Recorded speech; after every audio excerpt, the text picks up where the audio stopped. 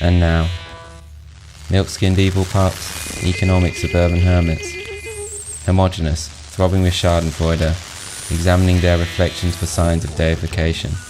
It's time for Blue-Eyed Monster.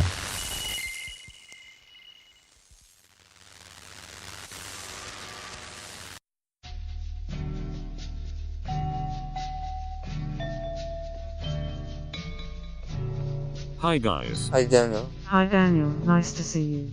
How are you guys doing? We are doing great Daniel.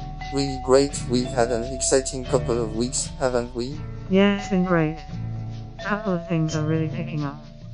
Starting to get wings. That's great. It is. So let's get cracking. I suppose I'll get the ball rolling. Great. So, well, it's a mixed bag really. We're really happy you got the draft to us so fast. It's incredibly rare to get a full draft of a feature back in under a month. Right. Very rare. So kudos on that. But we're not really sure on that this is the film we thought we'd be getting. It's like, well, what drew us to you as a writer is your voice. Love your voice, love your voice. But the script, it's well, we're just not sure it really reflects that voice. It's very dark. Yes, well. But it's funny too, right? I mean, it's still a comedy. It is. There are jokes and they are funny, but the tone is very dark. There are some really harrowing moments. I mean, the end of the second act fucked me. Yeah, fuck me. It's just it's not, well, when I think about the types of films I was thinking about when we asked you to write it. It just doesn't really fit. Yeah, the concept's very different. Do you know what we mean? I don't know that I do. I mean, of course. We could have completely different films in mind, but you said to run with my imagination and my voice, and well, this is my version of a black comedy. It is a black comedy. But is it really? Yes. I don't really see any of the hallmarks of a black comedy. You don't? But you just said it was dark, and it is. It's my Beckett with gags. Number it is dark. Oh shit, fuck. I think I know. Oh, I see. No, I get it. What? Oh fuck. It's funny really, isn't it? Is it? There's been a misunderstanding. My voice. Huh? My voice? Yes, well you see Daniel here was talking about a black comedy. We were talking about a black comedy. A misunderstanding. Is that what you'd call it? Oh, I see. You see, do you? Oh god, that is funny. Funny, is it? So we meant Friday, and we meant Fargo. So? So, I guess we'll speak again in a month or so. We will? If you always work that quick. I mean, So you want me to write a new draft? new script. The black comedy we asked for. This is a black comedy. You know what we mean? We have no market for this film, it's very dark. Very dark.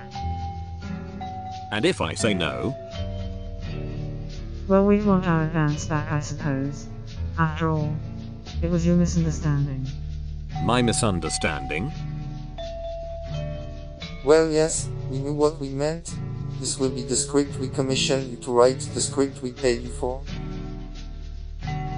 We are just such big fans of your voice, Daniel. That's what we're asking for, your voice.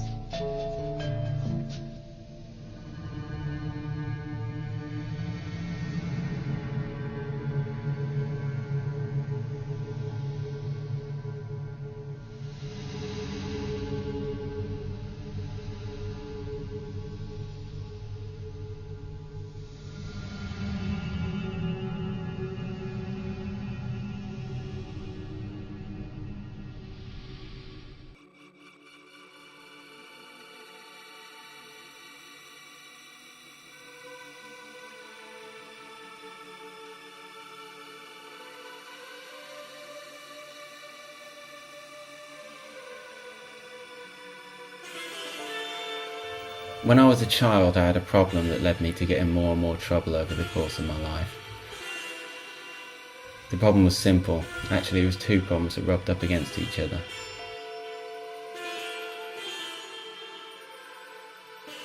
The first part of the problem was this. If someone tried to make me hold eye contact with them, I would suddenly, and without any ability to stop it, burst into uncontrollable laughter. The other problem was that any time I was being told off or talked down to by a figure of authority, I would spontaneously start to itch all over. Once again, this was completely uncontrollable, that is to say, out of my control. A personal gimmick, a known error, known to me at least. Picture the scene if your imagination allows it. A figure of authority, a parent or teacher or playground supervisor, has me, a child me, cornered against some red brick wall adorned with hearts drawn on in chalk. They repeatedly ask me to look them in the eye. I start to giggle. They get angry and tell me to stop, to take the situation seriously. The itching begins, and so does my scratching, my hands darting across my body trying to scratch the fluctuating wave of itch that washes all over me. Now the figure of authority gets really mad and doubles down on the demands that I stop it, listen to them and start taking the situation seriously, and that I look them in the eye. So suddenly the other kids are watching, forming a crowd around the little boy jiggling on the spot, the combination of scratching and laughing causing my whole body to gyrate and flail. Like a fit. It's totally beyond the control of child me. It's unpleasant too, almost painful. And the little boy, child me, begins to cry. His tears barely visible through the chaotic whirlwind of darting hands and pumping lungs.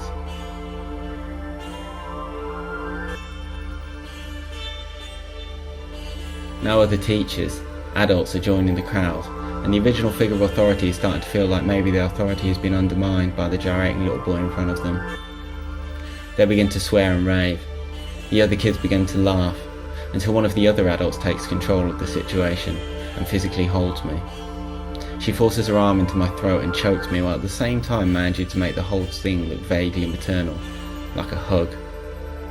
This is a technique that I'll later come to associate with bouncers and policemen. Even though I'm choking, I understand her motivations. After all, only I know that I have no control over my behaviour.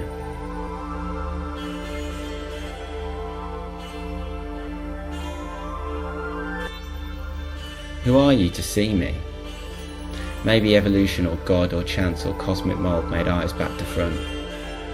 People should look at themselves more often, not only in mirrors and the slightly reflective glass of changed door window panes, but in their own dust and waste and the trailing ruts of disappointment they leave behind them.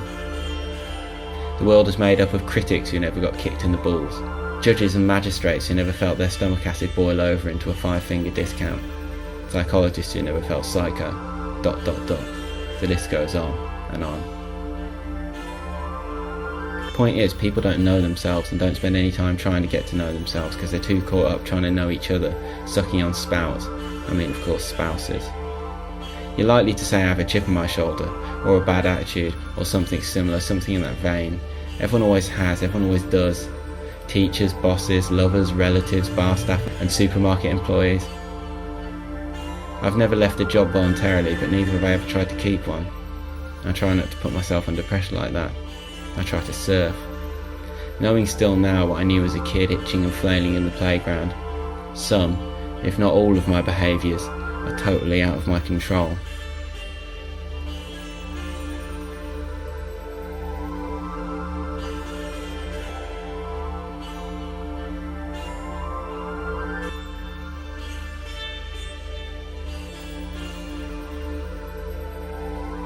Recently I've been working as a yoga teacher in a trendy area of town. You know the kind.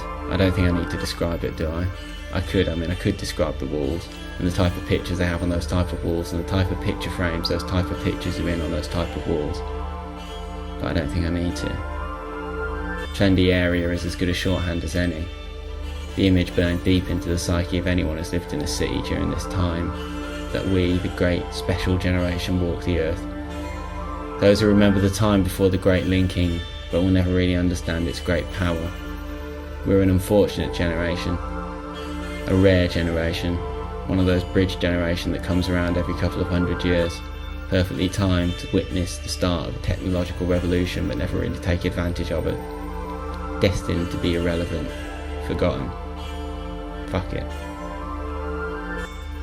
I've never studied yoga. In fact, apart from one afternoon spent on YouTube, I have zero knowledge to pass on to my students, but that doesn't stop me charging more than they earn in an hour for half an hour. It's a good sum, that. Works out. I did, however, once get hit by a car in Kathmandu.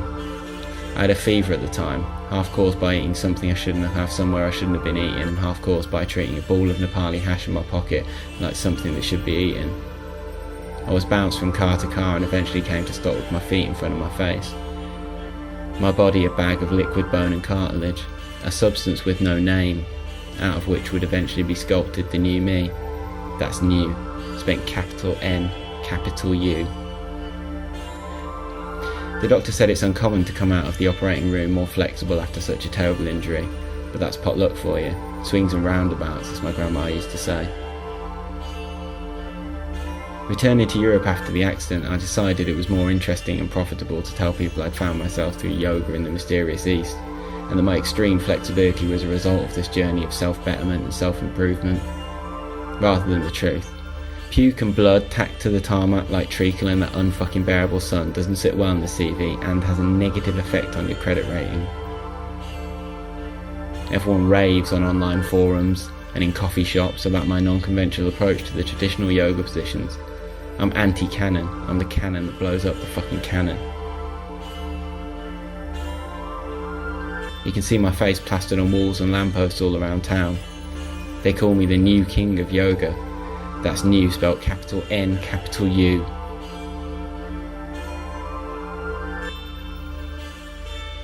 I heard rumours some of the other yoga teachers chipped in and paid for a private investigator to fly to Nepal and check out my credentials. That made me laugh. I mean, good luck tracking down the names of my teachers. I just let my fingers fall on the keyboard and transliterated the results into Nepali. It's a bunch of fucking nonsense.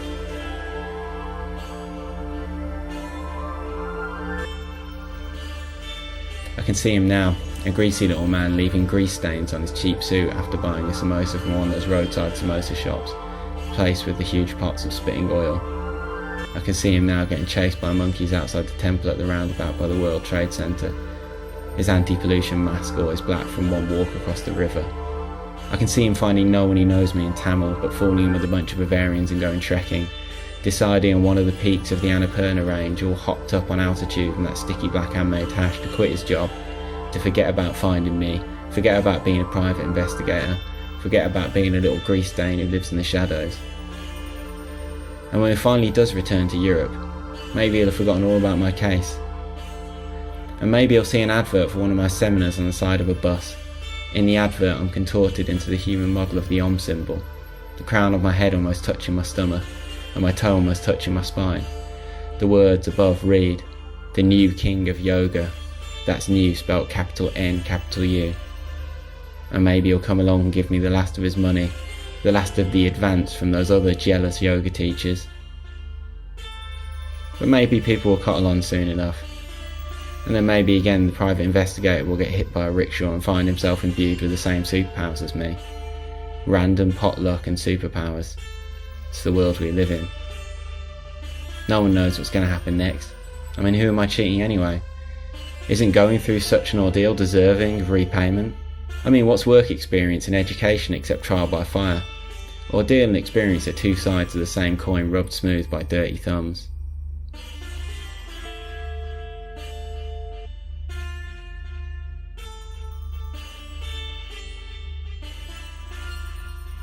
When I was a child, I didn't know what I wanted to be when I grew up. I reckoned, the way I saw it, you just have to be whatever you are and that's it. There's no point being pretentious. Just be honest with yourself. People keep giving me shifty looks on the street and in the train. And what do they see that I don't? Do they see a fraud? Or are they just nervous acolytes looking at me at my side and thinking, there he is, the new king of yoga. That's spelled capital N, capital U. He doesn't look all that wise to me. Just another double-jointed sucker trying to find a place to sit on an overcrowded commuter train. In a city where they raise the price of beer and train tickets every year.